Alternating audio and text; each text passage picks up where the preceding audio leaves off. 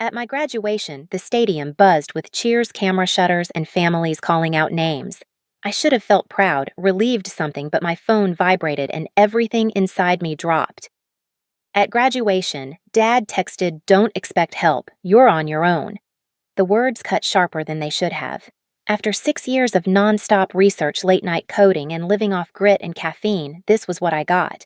While the dean called out names, I sat frozen in my gown, pretending nothing was wrong. But that wasn't the message that changed everything. My name is Chloe Hart, and for as long as I can remember, I've been the daughter who overthinks everything. At least that's what my dad likes to say. Growing up in a small California town, ambition wasn't something people admired. It was something they warned you about, like a storm you shouldn't walk into. I was the kid who preferred books over pep rallies, coding problems over sleepovers, research papers over gossip. To my parents, that meant I was drifting toward a life with no real stability. They never understood what I did. When I tried explaining neural networks over Thanksgiving dinner, Dad laughed and told me to stop talking like a robot. Mom waved me off, saying I should focus on finding a job that made sense. Each dismissal felt small at the time, but they stacked on top of one another enough weight to convince me that sharing my world with them was pointless. Still, I worked hard. I paid my own way through most of college. I picked up assistantships, graded hundreds of assignments, taught intro labs, took on freelance programming gigs at night. I lived quietly, choosing discipline over comfort, grinding through a field that demanded everything. And even when I started building something bigger, something real, I kept it close private. Not because I wanted to hide it, but because I'd learned long ago they weren't listening. Graduation day was supposed to be different. I watched other families cheering, holding signs, crying when their kids walked the stage. Moms fixing tassels, dads yelling names with voices cracking from pride. I tried not to stare, tried not to feel that familiar pinch in my chest. Jessica nudged me gently. "You okay?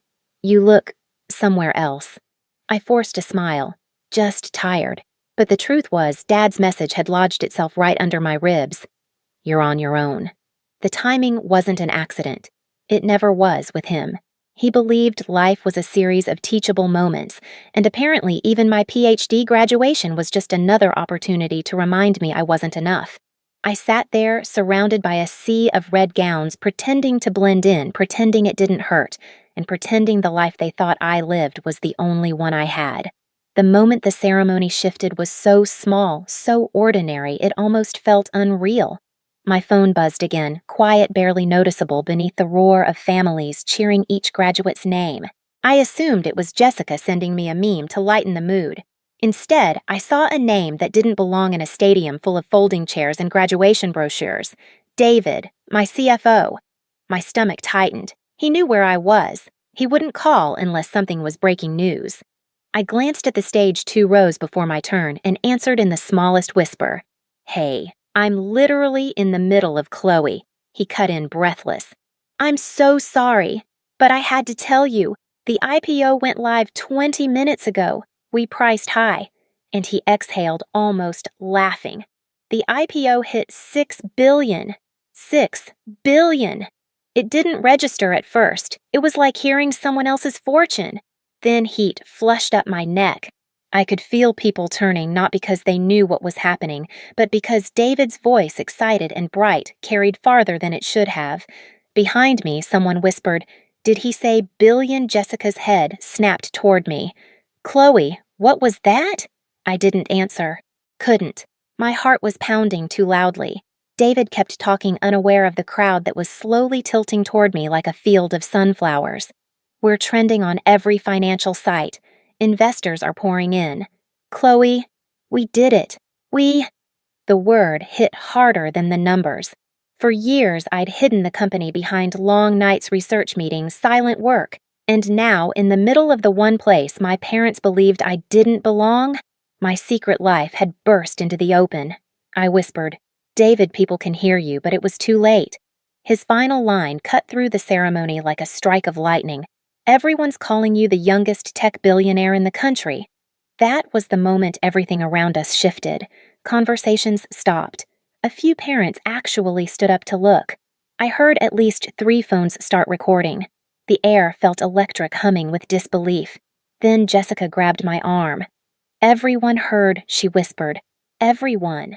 And that was when I saw them, my parents, pushing through the rows, their expressions sharp, ready to lecture, to scold, completely unaware of the storm they were walking into. If Dad's text had cut me earlier, what was coming next would slice through everything he thought he understood about me. They were still 20 feet away when my phone buzzed again, louder this time, as if the universe had decided subtlety was overrated.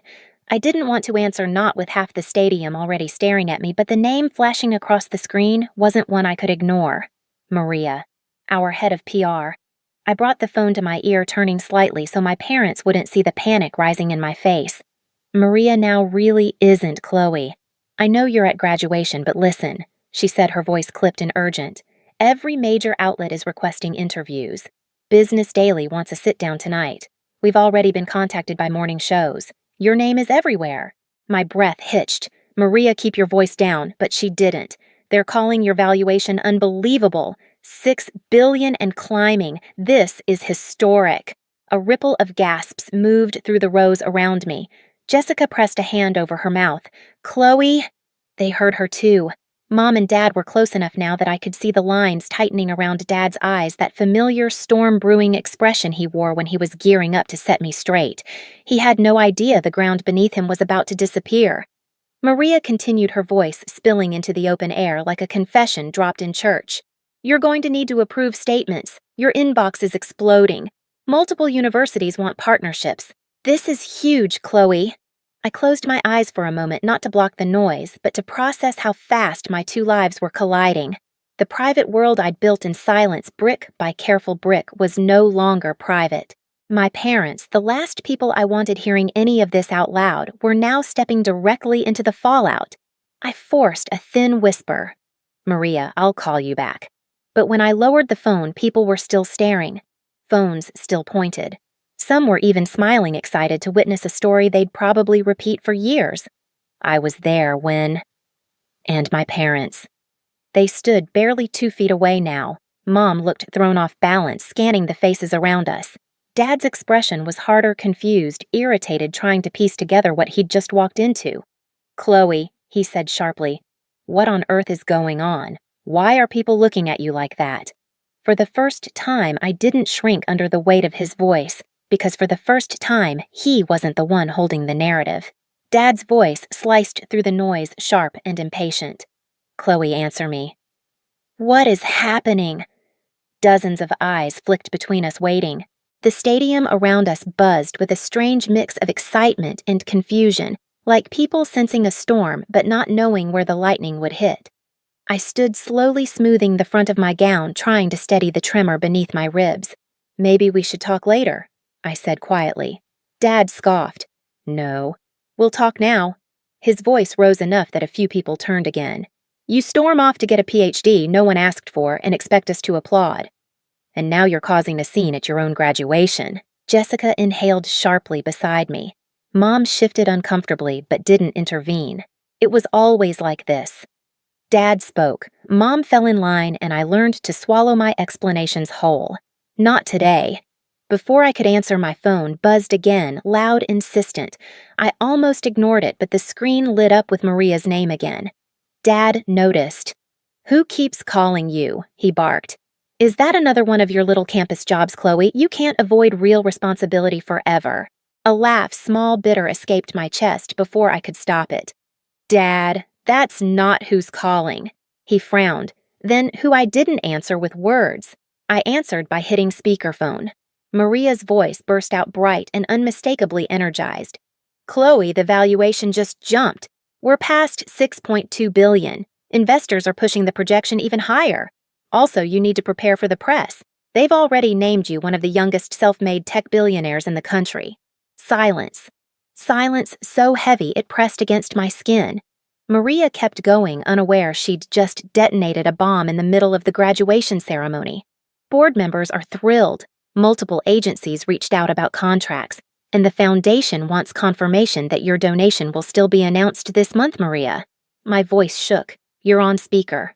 A beat. Then, oh God.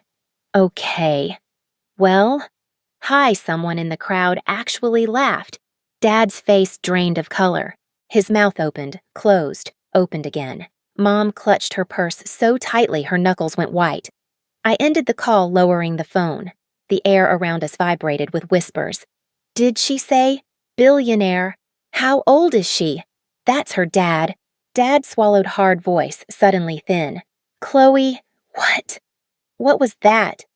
There it was, the question he'd never asked me in years. Not, why aren't you normal or when will you get a real job? But the simplest one, what do you actually do? I looked at him really, looked at him. You texted me this morning telling me I'm on my own, that I shouldn't expect help. I held his gaze. Dad, I haven't needed your help for a long time. His brow furrowed confusion, battling with pride and something like fear. I don't understand. I know, I said softly, because every time I tried to tell you about my work, you shut me down. You thought I was wasting my life. You never listened long enough to see what I was building. Mom finally spoke, her voice trembling. Chloe, sweetheart, we didn't know. I know you didn't, I replied, because you never asked. A wave of murmurs moved through the crowd. Dad shifted, visibly uncomfortable under strangers' eyes. I reached into my bag and pulled up several entries on my banking app, the anonymous payments, the help with bills, the support I'd quietly sent home over the last 4 years. I turned the screen toward them. These were me, I said. All of them. Mom covered her mouth. Dad leaned in, squinting. You paid these? Yes. But why didn't you tell us? Because you always told me I couldn't take care of myself, I said. So I figured you'd never believe I could take care of anyone else. Mom's eyes filled with tears. Dad stared at the phone as if it were a detonator. And one more thing I added, feeling a steadiness rise through me. I did get a real job. I built one. The press arrived, then cameras, microphones, people shouting my name. The security team stepped in to control the crowd. Dad flinched as flash after flash went off. A reporter stepped forward. Chloe Hart, can you confirm the IPO numbers? Are you officially a billionaire? Dad turned toward me slowly, expression collapsing. There it was, the moment the thumbnail had promised. Dad's face when he realized his helpless daughter just became a billionaire. I inhaled deeply. I didn't want revenge that humiliated him. I wanted truth. So I spoke clearly, without anger, without triumph. Yes, I said.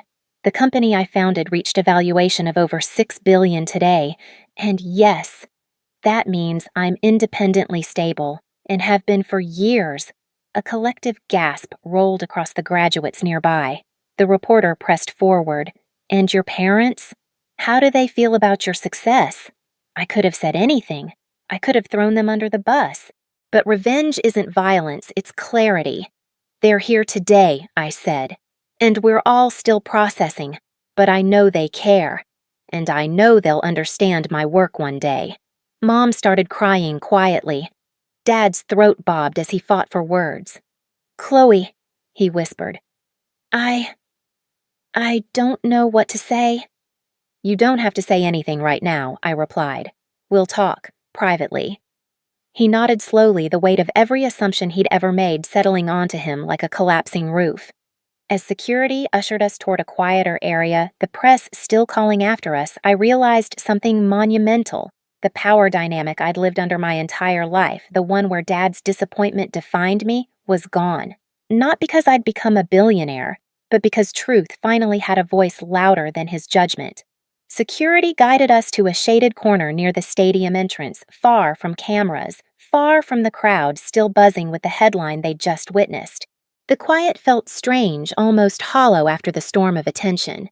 Dad sat down first, elbows on his knees, hands clasped like he was praying.